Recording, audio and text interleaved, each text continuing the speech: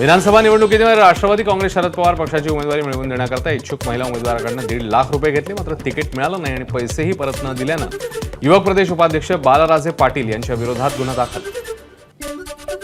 फलटणच्या श्रीराम सहकारी साखर कारखान्याच्या निवडणुकीच्या स्थगितीवरून रणजित नाईक निंबाळकर आणि रामराजे नाईक निंबाळकर यांच्यात जुंपली. मयत सभासदांच्या वारसाच्या नोंदी पूर्ण होईपर्यंत निवडणूक घेता येणार नाही, रणजित नाईक निंबाळकर यांचा अपवित्र. बुलढाण्याच्या खामगावजवळील आवार गावात धुळवड साजरी करत असताना डीजेवर गाणं वाजवण्यावरून 2 गटात तुफान राडा. दगडफेकीत 12 जण जखमी, 25 दंगेखोरांना घेतलं ताब्यात. नागपूरच्या बुटीबोरी भागात उड्डाणपुलावरून कार कोसळून अपघात, एका तरुणाचा मृत्यू. चालकाने चुकून चंद्रपूरकडे जाणाऱ्या उड्डाणपुलाच्या दिशेने गाडी वळवल्यानं अपघात झाल्याचा प्राथमिक तपासात समोर. पुण्यामध्ये हनी सिंगच्या कार्यक्रमापूर्वी गोंधळ. शो सुरू होण्यापूर्वी प्रवेशद्वारावर चाहत्यांची मोठी गर्दी झाल्याने गोंधळाची स्थिती.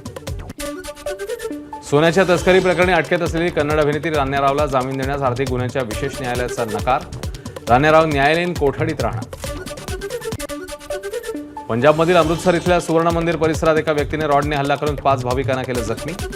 हल्ल्यात भटिंडा येथील एका शीख तरुण गंभीररित्या जखमी. हल्ला करणारा आरोपी आणि त्याला घेऊन येणाऱ्याला पोलिसांनी केली अटक. एबीपी माझा, उघडा डोळे बघा नीट.